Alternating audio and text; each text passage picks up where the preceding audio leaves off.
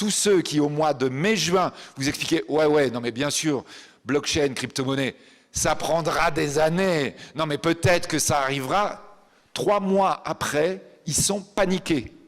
Et là, je ne vous parle pas de gens qui seraient un tout petit peu en dehors des choses importantes de l'économie. Je vous parle des gens aux plus hautes responsabilités des États occidentaux et des États européens. Je vous parle des gens en ce moment qui sont en charge des affaires. Ils sont en train de dire, mais on ne m'avait pas bien expliqué ce qui est en train de se passer. Nous sommes typiquement dans cette rupture technologique qui prend tout le monde de vitesse à partir du moment où vous vous dites que vous avez le temps. À partir du moment où vous vous dites « je suis tranquille ». Deuxième caractéristique quand on est dans une révolution industrielle, c'est le fait qu'on a une certaine incrédulité ou en tout cas on a tendance à minimiser la chose. On en minimise l'importance, on en minimise le mouvement. On a toujours tendance à dire « oui d'accord, mais ce que vous racontez c'est intéressant, mais ça prendra des années ». Ça c'est toujours ce que les gens vous disent. Ça prendra des années. Oui d'accord, mais peut-être quand même que là vous exagérez un tout petit peu l'importance. Quand vous êtes dans une rupture technologique, on se trompe toujours dans le même sens, en minimisant. En pensant que ça va être plus long que ça ne sera réellement, en pensant que ça aura moins d'intensité. Non, d'accord, c'est intéressant les chemins de fer, mais franchement, avant qu'en France vous ayez des rails partout, il va se passer des siècles. C'est ça, grosso modo, 20 ans avant que véritablement le chemin de fer supplante les diligences. Oui, non, mais d'accord, l'automobile, c'est super, mais vous vous rendez compte ce que ça veut dire? Il faut qu'il y ait des routes, il faut qu'il y ait des stations-service. Non, mais ça prendra 2 siècles, 20 ans avant.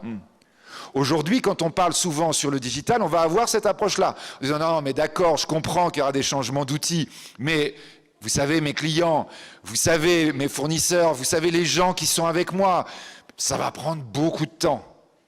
Et en général, 6 mois après, vous vous rendez compte que la personne qui pensait que ça allait prendre beaucoup de temps, effectivement, ça va prendre beaucoup de temps parce qu'elle a disparu. Enfin, ou que son entreprise, son organisation a disparu. Tous ceux qui s'imaginent qu'ils ont le temps, ce sont les premières victimes du changement. Enfin, juste quand même, vous voyez, on sourit, on est un peu là dans l'abstraction. Je vous raconte un truc en ce moment. Vous savez, on a entendu, je ne sais pas si vous avez entendu parler du projet L, Libra, Calibra, la nouvelle monnaie virtuelle, la nouvelle monnaie considérée comme crypto de Facebook. Le truc est sorti au mois de juin, juillet, on a commencé à en parler. Dans les actualités, on en parle très peu. On n'a même pas fait encore beaucoup d'émissions à la télévision, même dans les émissions auxquelles je participe. Et pourtant, c'est un truc absolument gigantesque. C'est la panique à tous les étages depuis quelques jours, quelques semaines, notamment en Europe, notamment au Japon, notamment en Asie, parce qu'on est en train de dire, mais en fait, on n'avait pas compris que c'était cette ampleur-là. Et surtout, on est en train de découvrir la vitesse à laquelle ça peut se propager. Et là, tout le monde est en train de dire, mais vous vous rendez compte, ça veut dire quoi? Ça veut dire qu'il n'y a plus de monnaie, ça veut dire que les banques centrales vont plus pouvoir agir, ça veut dire qu'il faut qu'on se dépêche, parce que le gars qui fait le projet, il a mis des moyens tellement extraordinaires derrière, il a des partenaires tellement importants, que maintenant, c'est une affaire de quelques semaines.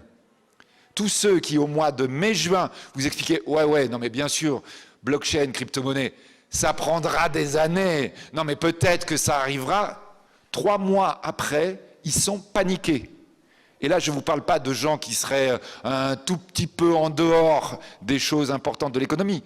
Je vous parle des gens aux plus hautes responsabilités des États occidentaux et des États européens. Je vous parle des gens en ce moment qui sont en charge des affaires. Ils sont en train de dire, mais on ne m'avait pas bien expliqué ce qui est en train de se passer. Nous sommes typiquement dans cette rupture technologique qui prend tout le monde de vitesse à partir du moment où vous vous dites que vous avez le temps. À partir du moment où vous vous dites « je suis tranquille ». Troisième caractéristique dans les révolutions industrielles, c'est la grande phrase qu'on entend partout, ça fait peur. Une fois que vous êtes convaincu, vous dites oui, non, mais ça va aller vite et ça va me toucher forcément. Immédiatement après, vous dites ah oui, mais franchement, ce que vous me racontez là, ça fait peur. Ah oui, mais franchement, ce que vous me racontez là, ça aurait plutôt tendance à me faire fuir. Peut-être que j'aurais pas le choix, mais franchement, c'est épouvantable. Alors la caractéristique des révolutions industrielles, des grandes ruptures technologiques, surtout quand l'humanité en a besoin, ce qui est notre cas aujourd'hui, c'est-à-dire on n'a pas le choix, c'est qu'en réalité, ça se passe sans réellement faire mal.